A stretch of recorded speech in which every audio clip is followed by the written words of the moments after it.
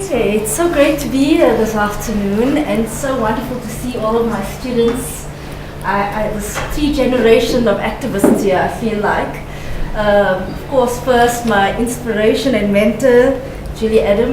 Thank you so much for accepting our invite to be here today. I met Julie when I began my career in gender-based violence when I was doing my internship, my 4th-year internship at an organization called NISA Institute for Women's Development. So you can see how important those internships are. It's really been the focal point of my development as a person. And also just really great to see young men who are interested and engaged on this issue and willing to stand up and be here and be part of this process. So I'm very proud of all of you, students. And I think it's also great to have this opportunity to talk to Shafinaaz about her book and to say thank you for bringing this issue out into the public space, to bring it into our communities so we can start talking about this issue and take it out of the academic space, to take it to where it's really happening and start engaging around what this means. So I think I'd like to start talking about your book and asking you to talk about the class issues that you raise. Because for me this was really great that you set it in the middle to upper-class family. Because domestic violence is usually portrayed as a result of emasculation or lack of work, or it's linked to poverty. So tell me about the class issues that you wanted to raise when writing this book. Well, there's a few layers of the class issue that comes to the fore. And it's also this idea of dispelling, you look at variables, what causes abuse, whether it's abuse against children, spousal abuse, or whatever the case might be. And you begin to look at frustration issues, whether it's poverty or whether it's that emasculation that you talk about. Somebody asked me, well, you don't show alcoholism. That's something that's seen also as a variable on issues of gender violence. And suddenly you're looking at this sort of different situation, somewhat sterile in that sense, and yet you see these levels of violence that occur, including the marital rape, which we actually didn't read out of the extract. And when the class issue comes to the fore, where the class issue comes to the fore is to now take away those what seem obvious and look beyond it and say, but there's something else happening here in this particular. And the second layer of class issue that I'm bringing up is obviously in a conversation between 2 so-called friends having grown up together, whether it's Salma Lakhiyani and Zareen Kader, and now in their adult life the situation has changed and she's actually trying to give her advice. But there's a point where she also says Salma is a friend that unlike other women friends.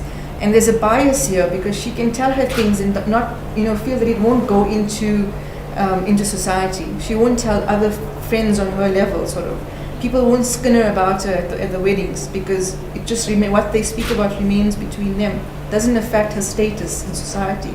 So there's a layer and a number of class comment that comes through in the kind of friendships that come through in a difficult situation that make us question the value of those relationships as well.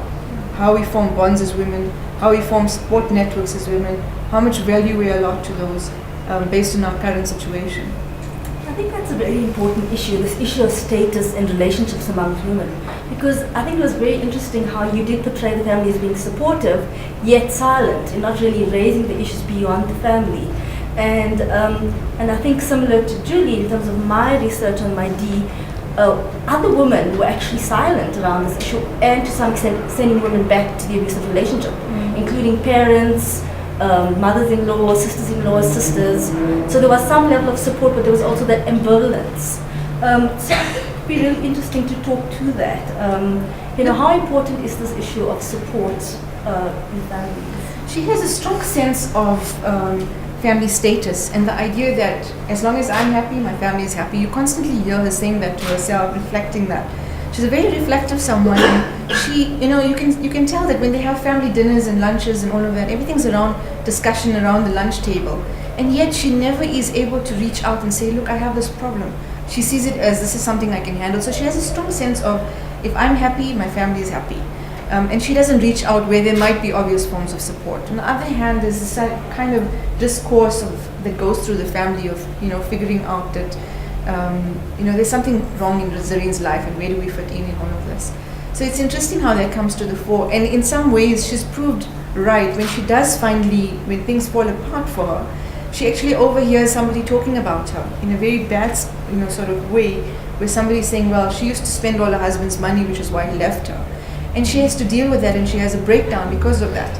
So she has such a strong sense of the honor and the fact of family status laying on a woman, that she resolves not to tell anyone. And when this whole situation becomes known, she has to deal with that abandonment, that sense of rejection, the sort of loss of self-worth. There's so much of pressure put on a woman to make things work, to get married, to make the marriage work, to make sure that the children are all healthy and happy and all of that. That divorce suddenly becomes a thing of more than just a social stigma. It becomes a very personal thing. It becomes a personal rejection. This rejection of, or this thing that you haven't made it happen, or you haven't made it work. And she's dealing with all of that across the board, even though she doesn't actually make that final decision to dissolve this relationship. Yeah, and I think that notion of family and preserving the family for the children is such a critical thing in terms of keeping women in abusive relationships. And I think also the way people tend to think that being in a family is better for kids. And I like the way you bring up the impact of the domestic violence on children and how we often ignore that impact. And I think even in our shelters, there's often not enough interventions in working with kids who come out of domestic violence relationships. Such a big gap in our work as social workers that I think we really need to start looking at. So I think it's great that you raised those issues. I also like the way you sort of portray these different men, and I also really like the character of Zareen's father, and it's really important to portray these positive male role models. Can you tell me more about that? Well, I'm also trying to do two things. The one is that it's not always the case that there's a support network, and that's important to know. But also that can you always just present, how much of the data can you present without trying to present the potential for change and for a shift in social consciousness, while acknowledging the range of support that does exist. And so she has very many male support, male family members in her life, whether from her husband and her son, a little 6-year-old boy who wants to protect his mother. She has a brother who constantly reflects on what's going on in her life. And her father, who's a traditional, sort of lives a very traditionalist kind of, but he wants everything to be discussed. He wants everything out in the open. He wants to talk about things. And it surprises him that she, when he finds out what happens, he says, oh my God, I gave my daughter to a madman. It surprises him and hurts him that she never actually brought this to him, that he would have wanted to protect and support her on it. So it comes as a surprise, and yes, he is portrayed as somebody who would be willing to talk and discuss this. And he actually sits down with his son-in-law at one point, trying to do some kind of intervention and all of that. And I think it's important to be able to portray this just so that can you identify with characters? Can you find a way beyond it and say, this can actually, people can actually do these things and be supportive in a social way, not just the legal structures that are available and those kinds of things, the counseling structures that are available. Absolutely. I think the support in family is actually critical to women dealing with domestic violence relationships. But I also like the fact that you didn't just have these black and white characters, that they're actually grey, and that they, it's not just the beast, or it's also the loving husband and the father who can be patriarchal but also give them opportunities. And so there isn't these sort of extremes, which I think we sometimes get caught in. But I think the one moment for me when I sat up in the book was really when the husband decides to go for counseling. And I know he didn't go for himself, he goes with his sister, but that's extremely unheard of. It's very hard to get men to go into counseling, and usually it's either mandated or under extreme traumatic circumstances. So that was quite interesting in the way you wrote that. There's a point where his sister actually says, I've been going for this counseling, and she tells Zareen, I think it's time that Akram came along with me. And Zareen replays a kind of conversation in her head, thinking he's going to tell her, do you think I'm a retard? Do you really think I need counseling? Which is exactly what it speaks to. The idea that, you're in control, you really don't need help, you can sort your shit out, kind of thing. And it's a feeling that goes across in many, in very many ways. And in some ways, Zareen does it as well by not seeking the support of whoever the support networks might be. I think I'm thinking 3 different things right now. So when Akram finally decides to go, it's more like he's curious. He decides to drop her off at one of her sessions, and he thinks, well, on one hand, I think he has a certain fear. What exactly is she talking about? Because she's witnessed one of the attacks, and she's spoken up against it, and it's brought up memories from the past for her. So it's also his way of policing her. In the book, he's policing to say, let me go in and see what's going on here. What does she talk about? How much of family information does she give? And that's how it starts out. And in the session, he comes across as controlling. He tells the doctor that I know what she's here for, and it seems to be helping her. She seems to be progressing quite well. Because he tries to maintain his sense of control.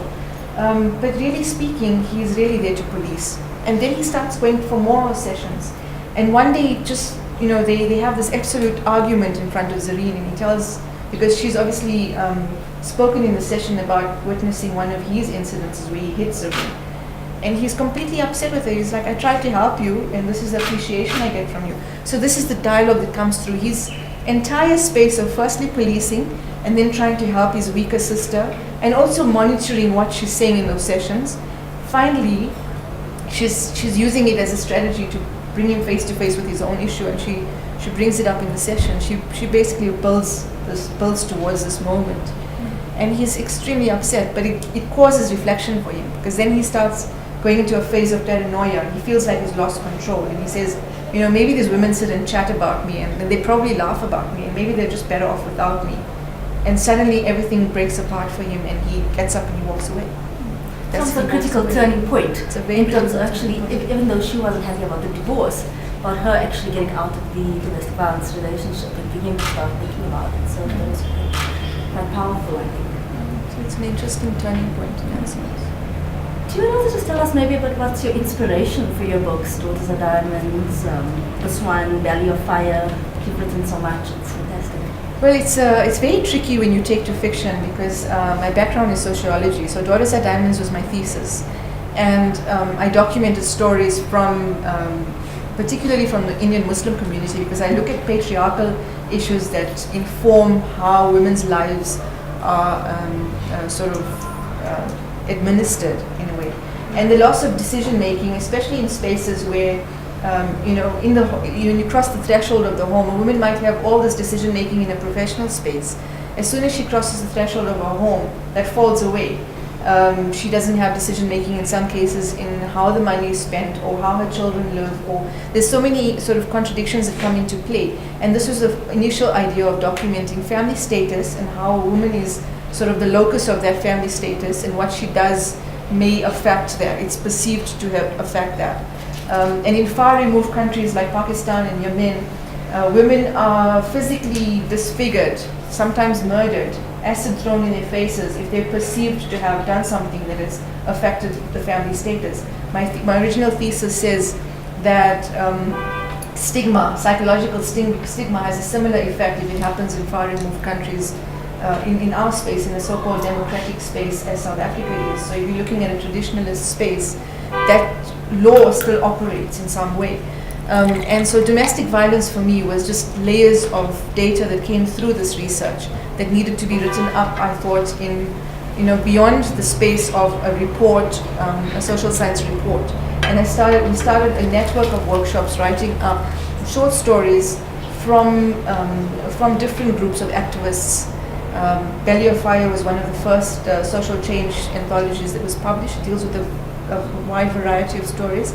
And Sophia is the first novel written in that series on domestic violence. So it's just about generating debate and dialogue and hopefully creating a shift in consciousness on that basis.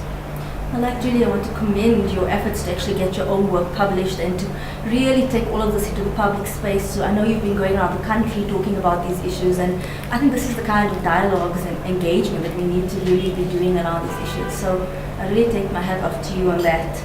But I also want to talk a little bit about your writing. You seem to write so easily, but I'm sure the process of writing is not as easy as the outcome looks. And so I thought maybe you can give us and our students some tips on writing, because they have lots to write on domestic violence. They're all busy doing their research on domestic violence in school, so I'm sure that would be... Well, it's a stretch to move from technical writing across to fiction, if that's what you're trying to do. We write, as social scientists, we write as in a way that's very sort of, you tell. You know, you sort of very sort of, in some ways prescriptive, but you're sort of telling, you're presenting data. And as soon as it comes to fiction, I believe it's more difficult because you're stepping back and you're actually having to give dimension to whole characters. So it's a very different genre, but it's a very interesting stretch to make. It took 4 years to write Sophia because Daughters Are Diamonds was published in '07, and I started writing this soon after that. And in some ways, I mean, when I read, I sometimes make changes. So this is an organism that's constantly changing, taking on new forms and shapes. And I know that the students gave life to it in a very different way today. So thank you so much for that. I was very impressed with your own editions. And you know, it's amazing when dimensions are added based on how you understand the text. There's a point where a book stops belonging to the author, and that's when it starts, you know, when it's out on the shelves and when it's taken on by readership. It's no longer my book, and it's very important that, because that's when it really, you know, becomes something, when it stops belonging to the author. So thank you very much to everyone who's read and engaged this text.